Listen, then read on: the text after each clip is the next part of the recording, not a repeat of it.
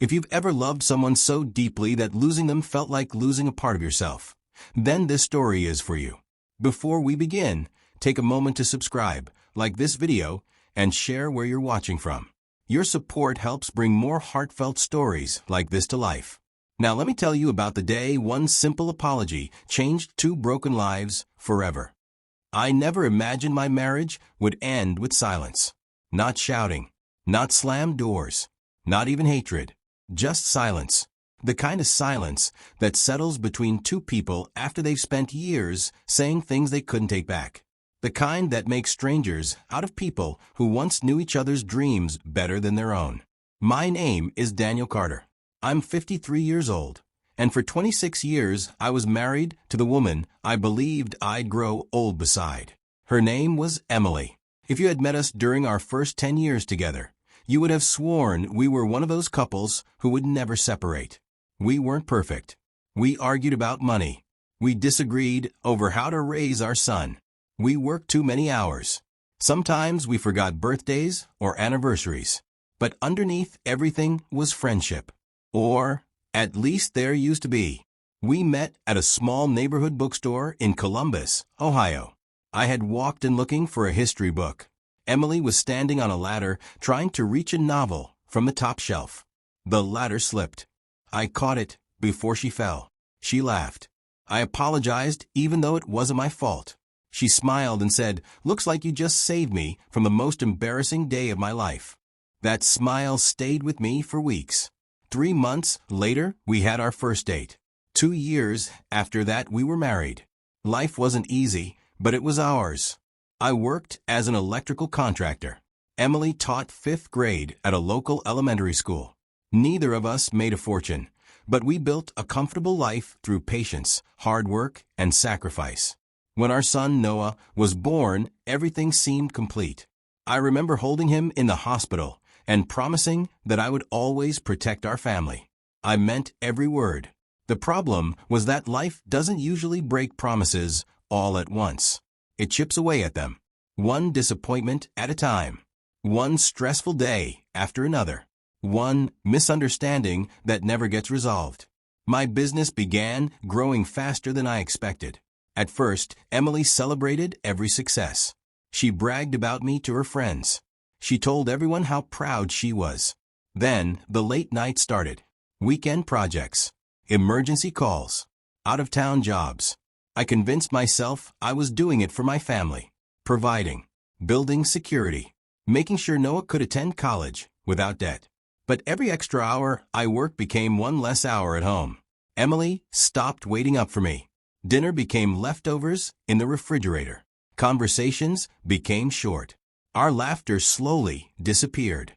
One evening she asked me a question that should have changed everything.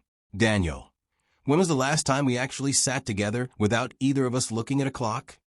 I couldn't answer. Instead, I told her she was overthinking things.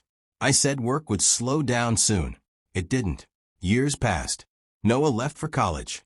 The house became quieter than either of us expected. Instead of bringing us closer together, the empty nest exposed every crack we'd ignored for years. We had forgotten how to simply be husband and wife. Without realizing it, we had become roommates sharing bills and responsibilities. Emily started volunteering at the local library. She made new friends. She joined a community gardening club. I barely noticed. I was still chasing contracts and deadlines. Then came the argument that changed everything. It wasn't even about anything important. At least, that's what I thought at the time. She had planned a weekend getaway for our anniversary. A quiet cabin near a lake. She'd booked it 6 months in advance. I completely forgot. A major client called that same week with an urgent project. Without talking to Emily, I accepted. When I came home and told her we'd have to cancel, she didn't yell. She simply stared at me. "You forgot again." "I didn't forget," I replied. "I just have responsibilities." She nodded slowly. "So do I. You don't understand the pressure I'm under." She looked at me with tears in her eyes. "No, Daniel. You don't understand the loneliness I'm under." Those words should have stopped me. Instead, I let my pride speak. If you think my job is so easy, maybe you should try carrying this family for once." The moment the words left my mouth, I wished I could pull them back. Emily's face changed. Not with anger, with heartbreak. She whispered quietly, "After everything we've built together, that's how little you think of me." I tried to explain. She walked upstairs. The next morning she left for work before I woke up. For the first time in our marriage, she didn't leave me a note. She didn't text. She didn't call. For weeks we barely spoke. Counseling was suggested. I agreed. She agreed. But by then we weren't listening. We were only waiting for our turn to defend ourselves. Every conversation became a courtroom. Someone had to be guilty. Someone had to be right. Neither of us realized that while we were trying to win the argument, we were losing the marriage. One rainy afternoon, she placed a folder on the kitchen table. I looked at it without opening it. "I think we're finished," she said softly. My chest tightened. "You don't mean that?" She looked exhausted. "I wish I didn't." I opened the folder. Divorce papers. The room felt smaller. I wanted to say something that would fix everything. Instead, my pride answered before my heart could. "If that's what you want, then fine." She nodded once. I never wanted this. Neither did I. But neither of us knew how to turn back anymore.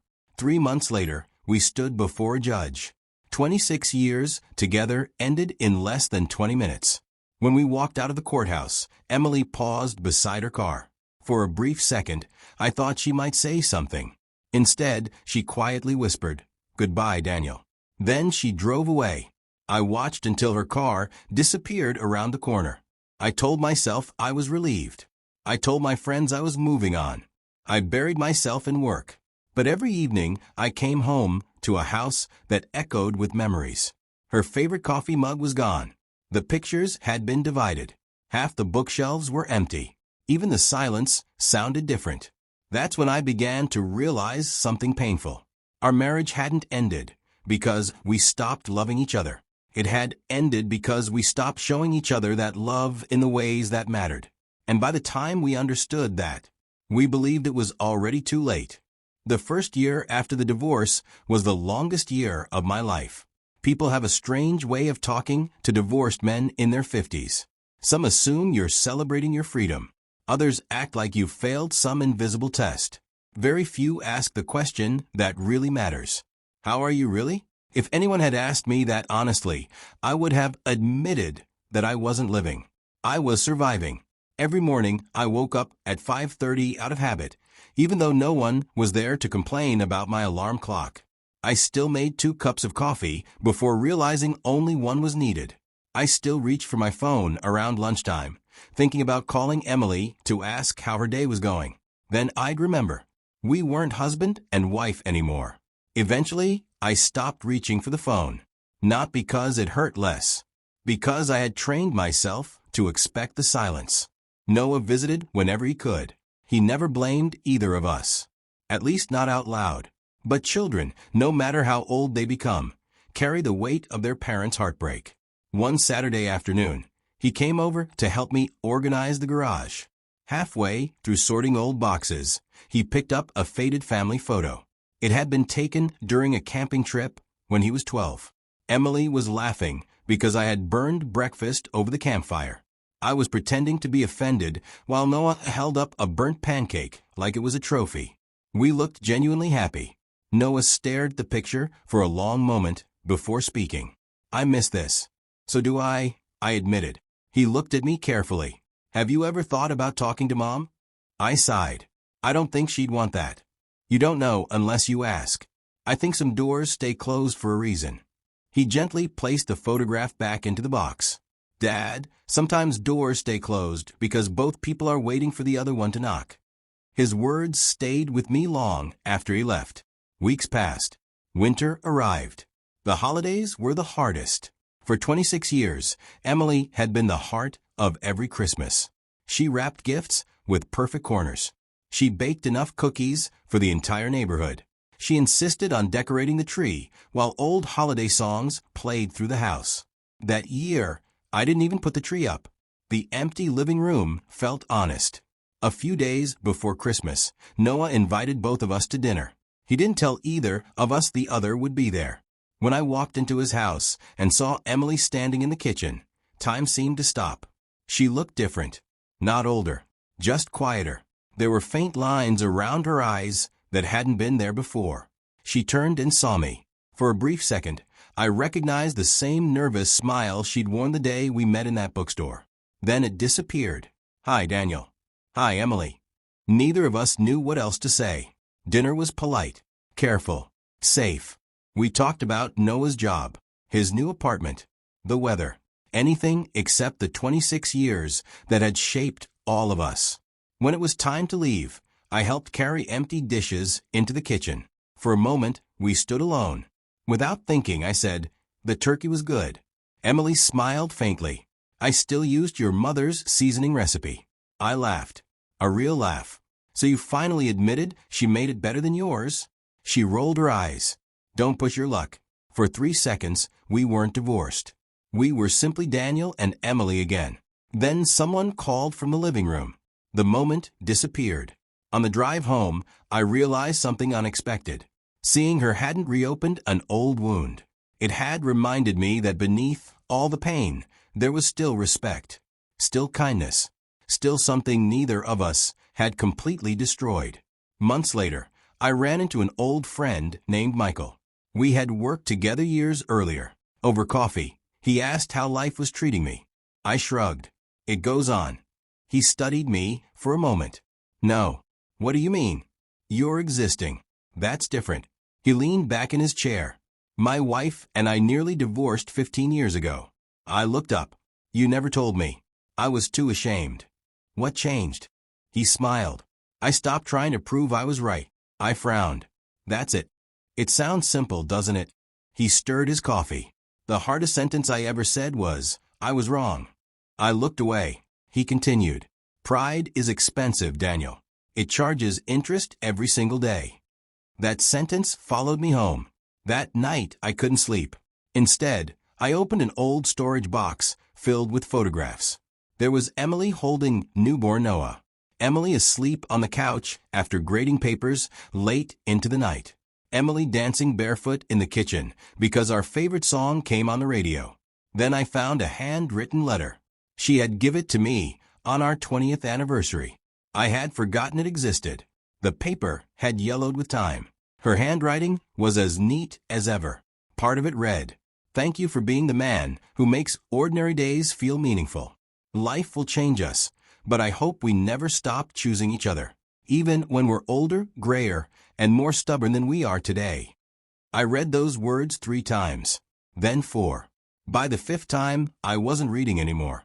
I was crying, not because I had lost her, because somewhere along the way, I had stopped choosing her.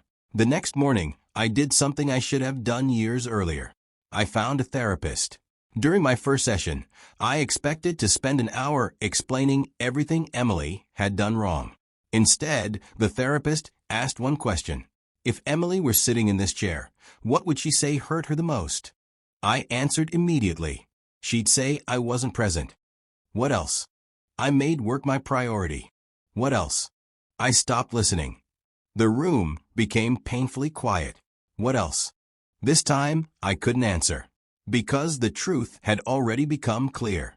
I had spent years believing I was carrying my family. I never noticed Emily had been carrying me.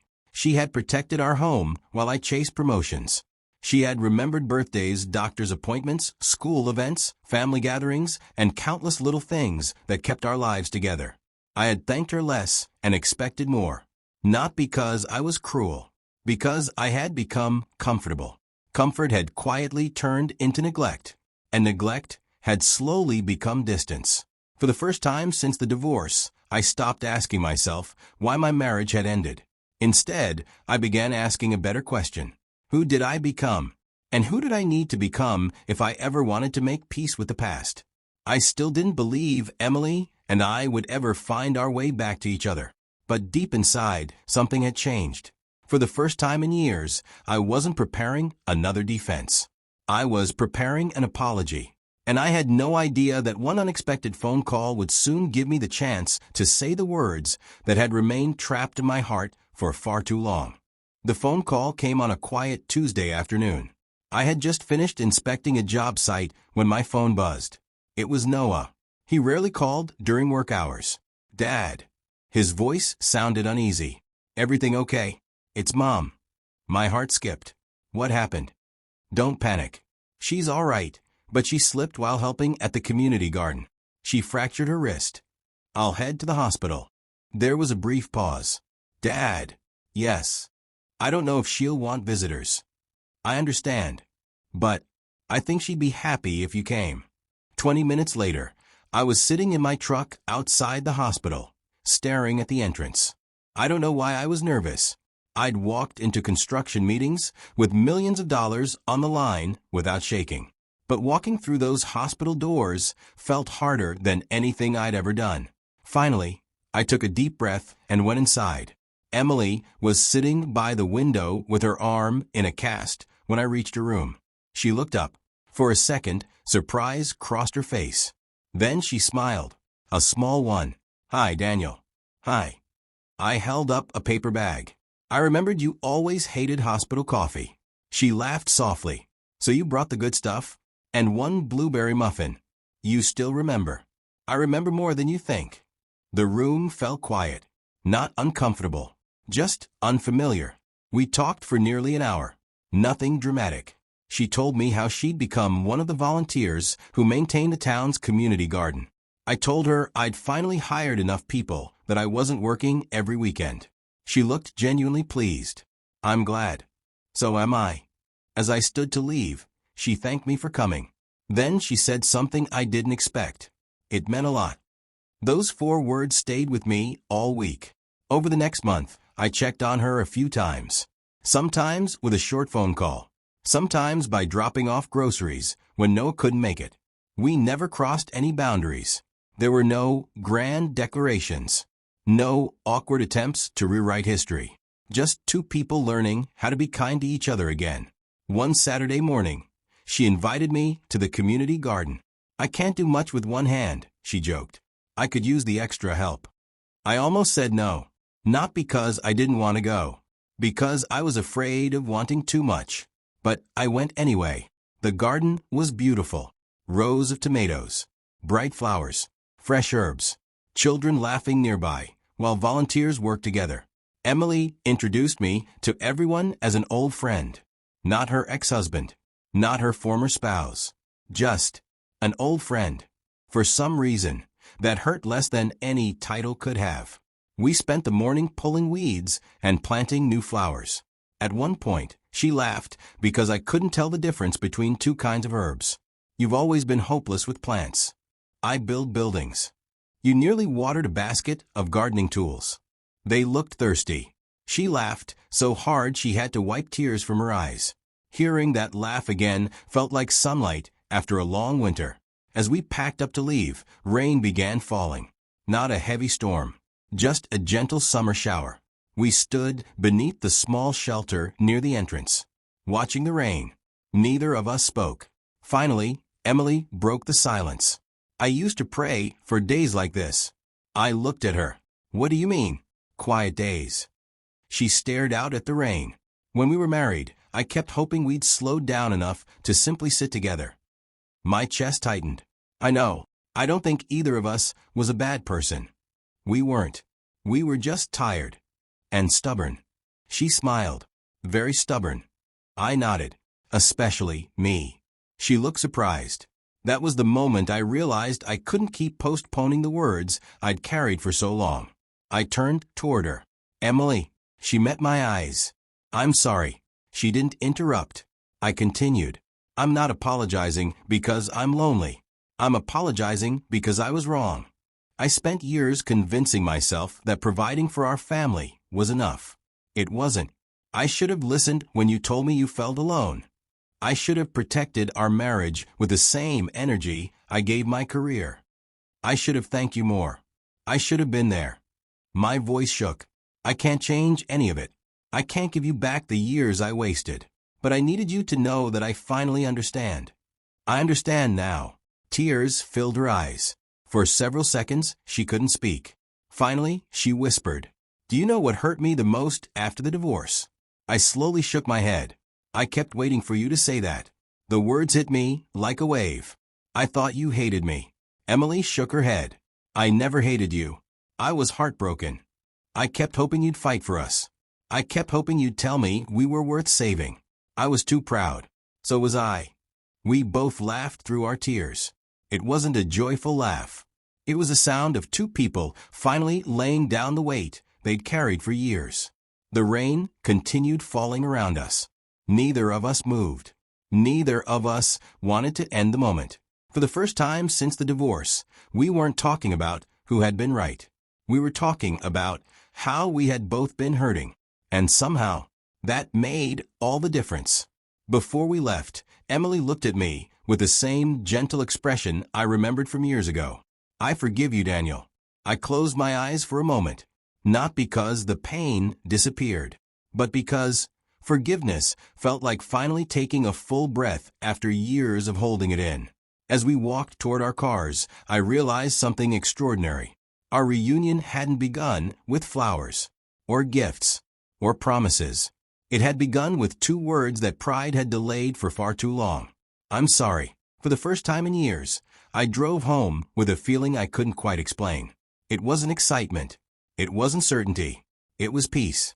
The apology hadn't erased the past. It hadn't undone the divorce. But it had removed the wall that pride had built between us. Over the next several weeks, Emily and I stayed in touch. There were no dramatic declarations that we should get back together. No promises about the future. Instead, we did something we hadn't done in a very long time. We talked. Real conversations. Sometimes we spoke on the phone for 15 minutes.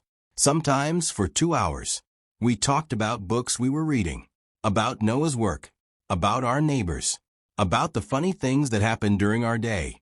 Slowly, we stopped talking like two people trying to avoid painful memories. We started talking like old friends who genuinely enjoyed each other's company. One evening, Emily called me just as I was finishing dinner. Daniel. Yes. I found something today. What was it? Our old vacation scrapbook. I smiled. The one with all the terrible pictures? They're not terrible. They're proof that I never learned how to smile for a camera. She laughed. You really didn't. For the next hour, she described page after page. The trip to the mountains where our car broke down. The beach vacation where Noah insisted on burying me in the sand. The tiny diner where we accidentally ordered enough pancakes for 6 people. We laughed until our stomachs hurt. Then her voice became quiet. We had a good life. We did. I forgot that for a while. So did I. A few days later, Noah invited us both to his birthday dinner. This time, there were no surprises. He asked us separately if we were comfortable attending together. We both said yes. The dinner felt different from Christmas. There was no tension, no awkward pauses. At one point, Noah disappeared into the kitchen and returned carrying a small photo album. I found these while cleaning. Emily laughed the moment she opened it. Oh no. I looked over. Inside was a picture of me trying to assemble Noah's first bicycle on Christmas Eve. The handlebars were backwards. The seat was upside down. Even the front wheel somehow faced the wrong direction. Emily couldn't stop laughing. You refused to read the instructions. I was confident. You were confused. I eventually figured it out. After 4 hours, Noah smiled as he watched us. You know what? I haven't seen you two laugh together like this in years. Emily and I looked at each other. Neither of us knew what to say. The silence wasn't uncomfortable. It was thoughtful. Later that evening, as we walked toward our cars, Noah hugged us both. I don't care what happens in the future, he said. I'm just happy you're talking again. Those words stayed with me. A week later, Emily asked if I wanted to take a walk through the park where we used to bring Noah when he was little. It was early autumn. The trees were beginning to change color. Children chased each other across the grass, while couples sat on benches sharing quiet conversations. We walked slowly. Neither of us seemed in a hurry. When we reached the old wooden bridge over the pond, Emily stopped. Do you remember this place? I do. You proposed to me right here. I smiled. I was so nervous that I dropped the ring. She laughed. It rolled halfway across the bridge. and an elderly man helped me find it. You were shaking so much I thought you were going to faint. I almost did. We stood there, looking over the water. Then Emily asked the question I had been afraid to ask myself. Do you ever wonder? She hesitated. What our lives would have looked like if we'd asked for help sooner. I nodded. Every day. I do too. There was sadness in her voice. Not regret alone. Grief for the years neither of us could recover. After a long silence, I spoke carefully. Emily. She looked at me. I'm not asking for an answer today. She waited. But if life ever gave us another chance, I wouldn't waste it. Her eyes filled with tears. She looked down at the water before answering. I've been thinking about that too. You have. She nodded slowly. I was afraid to tell you. Why? Because I didn't want either of us to rebuild our relationship just because we were lonely. I don't want that either. I want honesty. So do I. I want patience. I can do that. I want us to promise that if something hurts, we talk about it before it becomes resentment. I smiled. I've learned how important that is. She smiled back. And one more thing. Anything. No more putting work ahead of everything else. I laughed softly. I've already started saying no to projects. She looked surprised. You have. I realized something. What? I spent years building houses for other people. I looked into her eyes. I almost forgot to build a home with the person who mattered most. A tear rolled down her cheek. Without thinking, I handed her a handkerchief from my pocket. She laughed. You still carry these? My mother always said a gentleman should. She was right. As the sun began to set, we continued walking side by side. Neither of us reached for the other's hand. Neither of us rushed the moment. Some things deserve time. Trust was one of them. Love was another. As we reached the parking lot, Emily looked at me and smiled. Would you like to have dinner next Friday? I pretended to think about it. I'll have to check my schedule. She narrowed her eyes. Daniel. I laughed. I'm kidding. So yes. She smiled in a way I hadn't seen in years. I'd like that. As she drove away, I realized something beautiful. The first chapter of our marriage had ended in anger. But perhaps, just perhaps, God had quietly begun writing a second chapter. One built not on pride, but on forgiveness, humility, and the courage to begin again. The week leading up to Friday felt strangely familiar. Not because I was preparing for a date. Because I was nervous in the same way I had been before my very first date with Emily nearly 3 decades earlier. I stood in front of my closet longer than any man should. I changed shirts 3 times, then 4. Finally, I laughed at myself. This is ridiculous, I muttered. But deep down, I knew why it mattered. I wasn't trying to impress a stranger. I was trying to honor someone who had once known every version of me. When I arrived at the restaurant, Emily was already there. She stood as I approached. You look nice, she said. So do you. For a second, we simply smiled. No awkwardness. No pressure. Just gratitude that we were sharing the same table again. The restaurant overlooked a small lake, where the evening sun reflected across the water in shades of gold and orange. It reminded me of another dinner years ago, when we had celebrated our 10th wedding anniversary. Back then, we had spent hours talking about our dreams for the future. Tonight, our conversation was different. We weren't talking about dreams. We were talking about lessons. Emily set down her glass and looked at me thoughtfully. Can I ask you something? Of course. What changed? I knew exactly what she meant. She wasn't asking why I apologized. She was asking why I had become the man sitting across from her. I took a slow breath. The day the judge finalized our divorce, I thought I had lost my marriage. She nodded quietly. But over time, I realized something harder. What was that? I had been losing it for years without noticing. Emily remained silent. I blamed work. I blamed stress. I blamed circumstances. But eventually, I had to face the truth. The biggest problem wasn't my schedule. It was that I stopped making you feel seen. A tear formed in her eye. There were so many evenings when all I wanted was 15 minutes with you. I know. I used to sit by the window after dinner, hoping your truck would pull into the driveway before I fell asleep." Her voice trembled. Sometimes I'd hear it after midnight. She smiled sadly. "I'd pretend to be asleep because I didn't want you to see me crying. My heart broke. I never knew." "I know. That's what made it so lonely." I reached across the table, not to hold her hand, just to let my hand rest where she could choose if she wanted to meet it. After a moment, she gently placed her hand over mine. Neither of us spoke. Sometimes silence heals more than words ever can. When dinner ended, we walked outside. The air was cool. A gentle breeze carried the scent of fresh rain.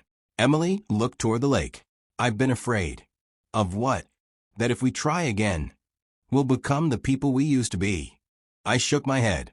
"I don't think that's possible." "Why?" "Because those people didn't know what this kind of loss felt like." She looked at me. "The people standing here tonight have learned things the younger version of us never understood." She smiled softly. "I think you're right." The following Sunday, Noah invited us to his house for lunch. When we arrived, he opened the door and froze. His eyes moved from me to Emily and back again.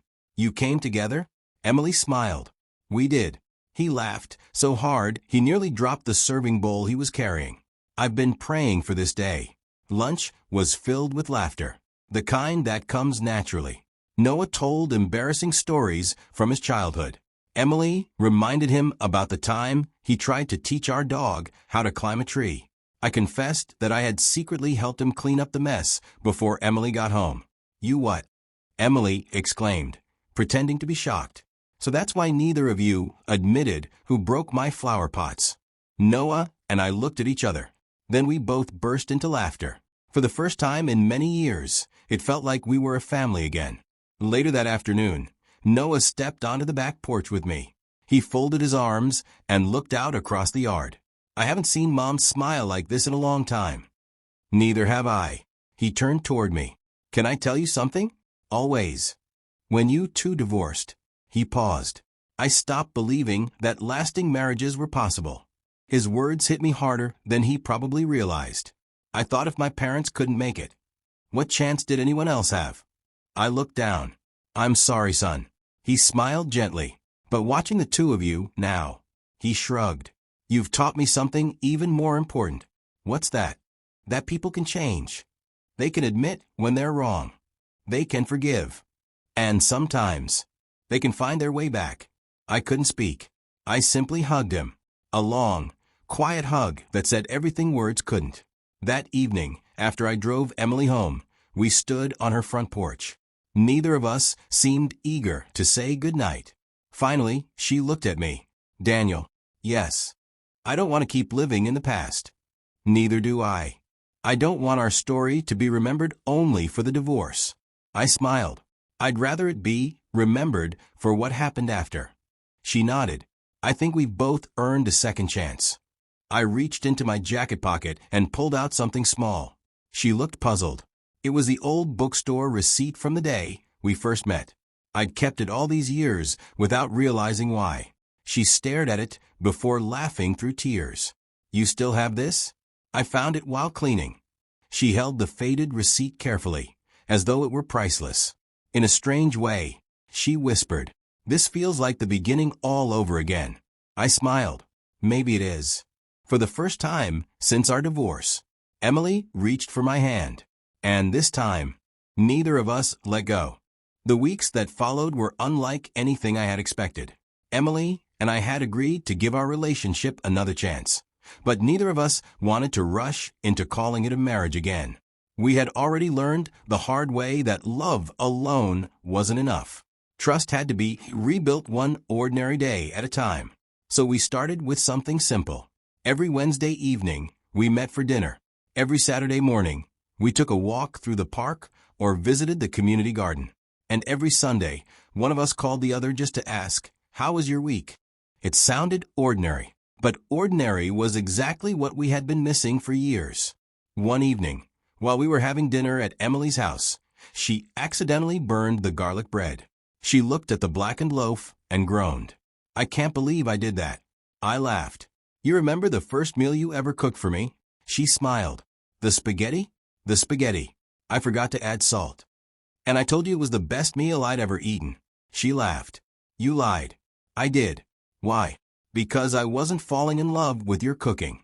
She looked at me with the same warm smile I'd fallen in love with all those years ago. You were falling in love with me. I was. For a moment, neither of us spoke. Then she quietly said, I think we're finally learning to enjoy the little moments again. I think you're right. A month later, Noah invited us to spend the weekend at a small cabin by a lake. The invitation made both of us nervous. It reminded us of the anniversary trip we had never taken, the one that had become the beginning of the end. When Emily noticed my hesitation, she gently asked, Are you thinking about that old cabin reservation? I nodded. So am I. She reached across the table. Maybe it's time we create a different memory. Those words settled every fear I had. We accepted Noah's invitation. The cabin was peaceful. Tall pine trees surrounded the lake, and the only sounds were birds singing and the gentle movement of the water. On the first evening, Noah built a small fire outside. The three of us sat together, roasting marshmallows and sharing stories from years gone by. At one point, Noah disappeared inside the cabin and returned carrying a small wooden box. I found this while cleaning my apartment. He handed it to Emily. Inside were dozens of folded notes. Emily unfolded one and immediately smiled. Oh my goodness. What is it? I asked. She handed it to me. It was a tiny note written in my own handwriting. Lunch is in the refrigerator. Don't forget to eat. I love you, Daniel. I looked through the others. There were dozens. Some were written by Emily, some by me. Others were drawings Noah had made as a child. Emily laughed softly. We used to leave these for each other almost every day. I completely forgot. So did I. Noah smiled. I kept them because they reminded me what home felt like. The three of us grew quiet. Sometimes the smallest pieces of paper carry the biggest memories. The next morning, Emily and I walked along the lake while Noah slept in. The sun was just beginning to rise. The water reflected the sky like polished glass. After several minutes, Emily stopped walking. I need to ask you something. Anything. If we decide to get married again someday. I looked at her. How do we make sure we don't repeat the past? It was the most important question either of us had asked. I thought carefully before answering. We stop assuming the other person knows how we feel. She nodded. We keep talking. Even when it's uncomfortable. We make time for each other. No matter how busy life becomes. We apologize quickly. We forgive completely. And if one of us starts drifting away, the other says something before silence takes over. Emily smiled. I like that.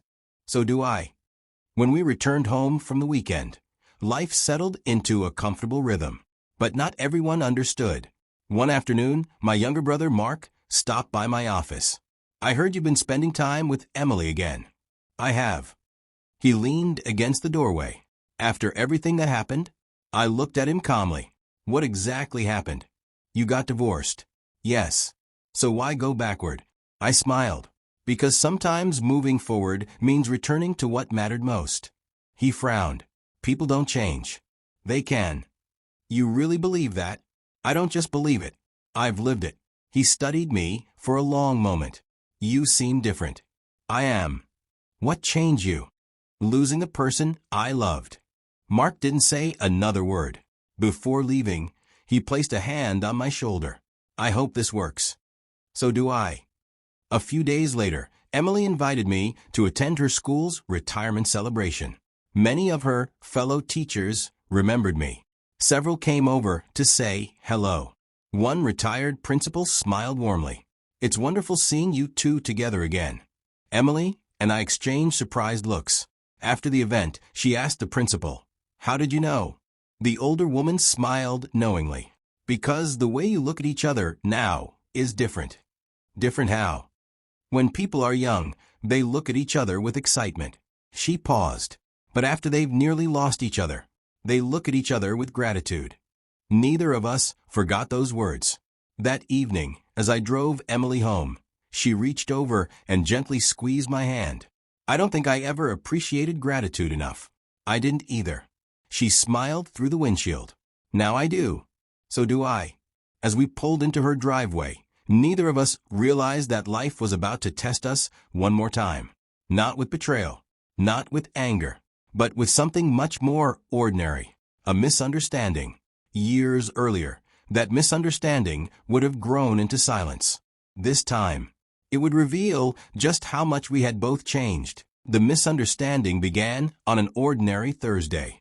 I had promised Emily that we would have dinner together that evening. She had spent the afternoon trying a new recipe she wanted me to taste. At 3 o'clock, my office received an emergency call. A large apartment building had lost power after a transformer failed. Families with young children and elderly residents were waiting for electricity to be restored. My project manager looked at me. We need you there. Years ago, I would have grabbed my keys without a second thought. This time, I reached for my phone first. I called Emily. She answered almost immediately. Hi. I need to tell you something before you hear it from anyone else. What happened? I explained the situation. There was a brief pause. Then she asked the question that once would have terrified me.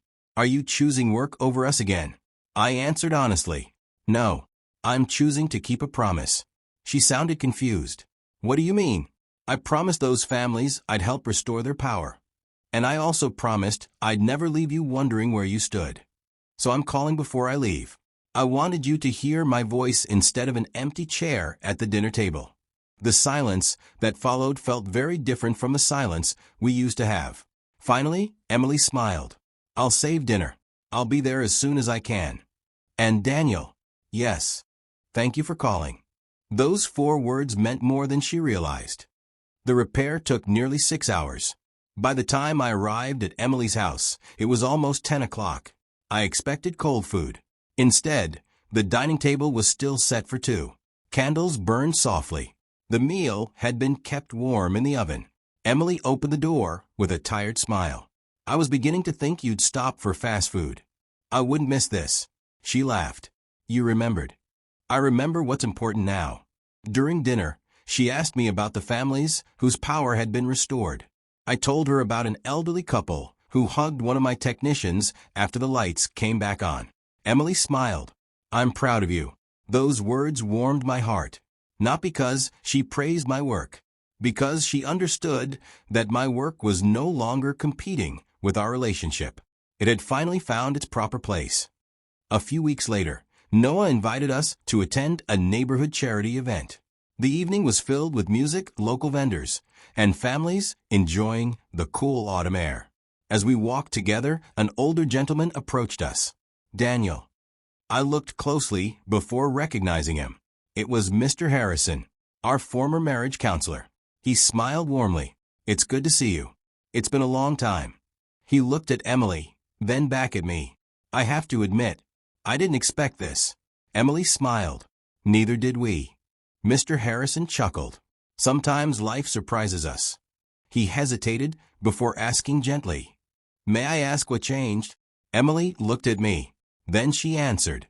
We stopped trying to win. I nodded and started trying to understand. The counselor smiled. I wish every couple learned that before giving up. After he walked away, Emily slipped her hand into mine. I think he always believed we could make it. I think we needed to believe it ourselves first. That Sunday, while cleaning my office, I found something tucked behind an old filing cabinet. It was a framed photograph from our 25th wedding anniversary. The glass had cracked years ago.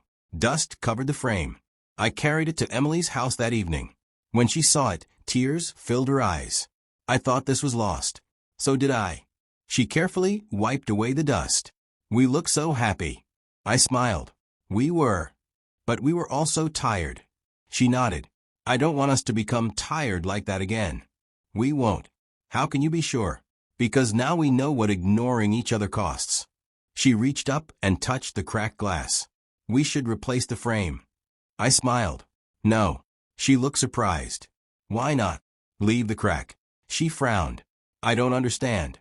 I gently turned the frame toward the light. The picture is still beautiful.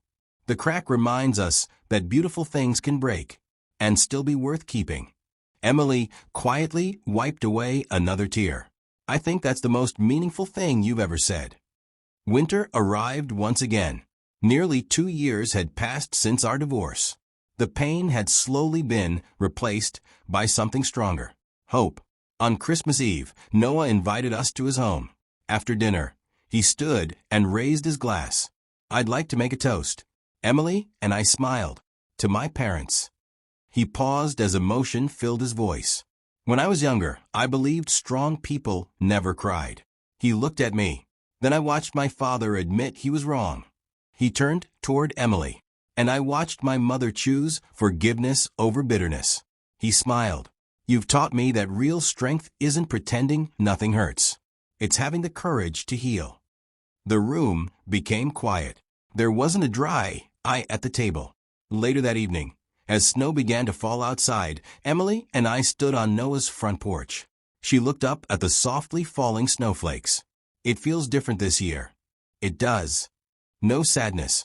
No. No fear. No. She turned toward me. Just gratitude. I smiled. And peace. She slipped her hand into mine. You know what? We rebuilt almost everything. I looked into her eyes. Almost. She smiled knowingly. I think it's time we rebuild the last piece. Before I could ask what she meant, she reached into her purse. Inside was a small velvet box. My heart skipped. She placed it in my hands. I've been carrying this for weeks. Slowly, I opened it. Inside was my original wedding ring, the one I had placed in a drawer after the divorce. I kept it, she whispered. I could never throw it away. I looked at her, speechless. She smiled through tears. I think it's time you wore it again. My hands trembled as I looked from the ring to the woman I had loved for most of my life. And in that unforgettable moment, I realized exactly what she was asking.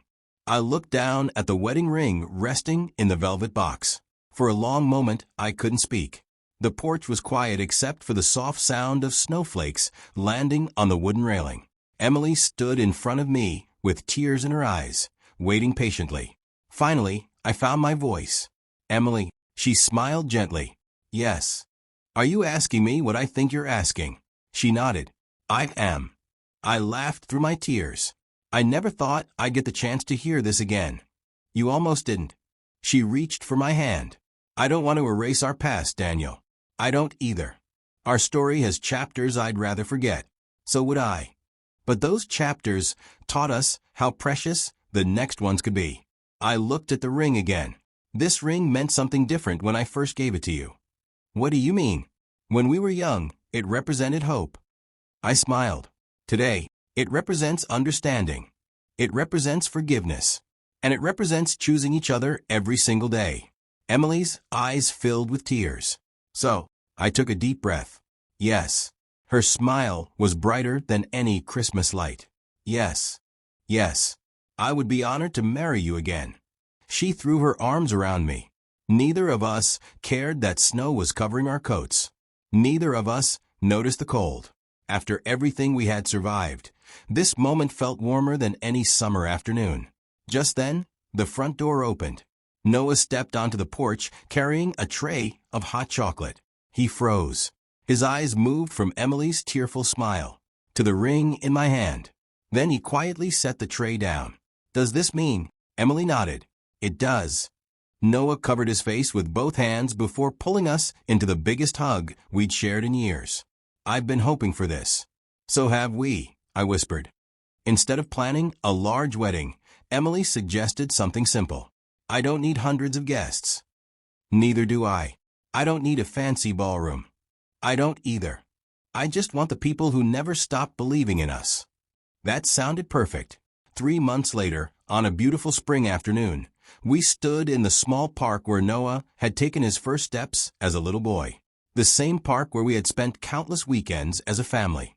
The same park where, after our divorce, we had slowly learned how to talk again. Friends, family, neighbors, and a few of Emily's former co-workers gathered beneath a large oak tree. There were no elaborate decorations.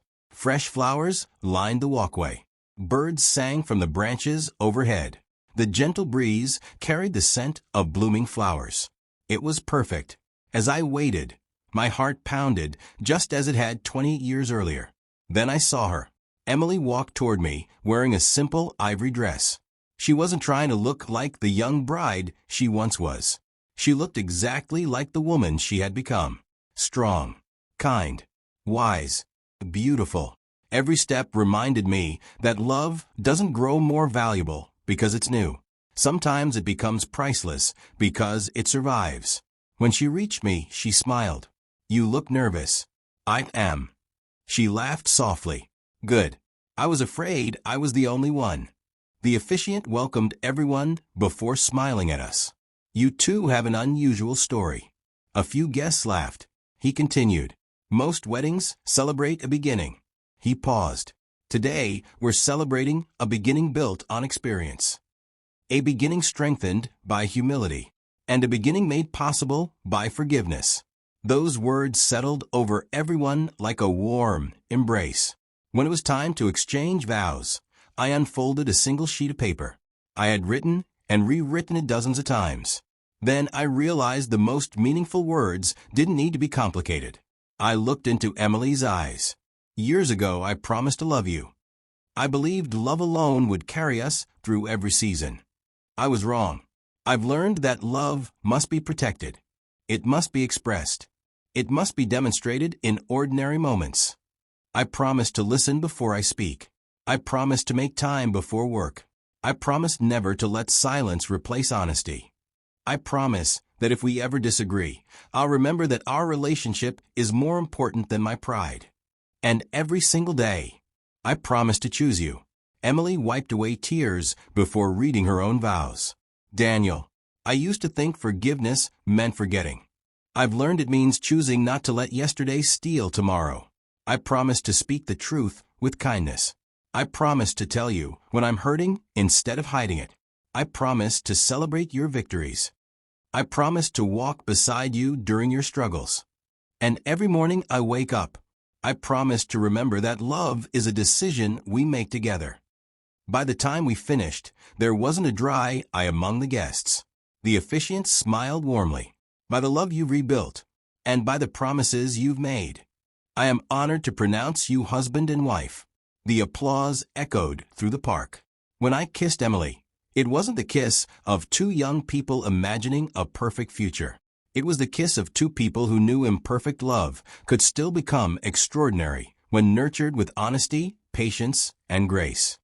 Life after our second wedding wasn't perfect. We still disagreed sometimes.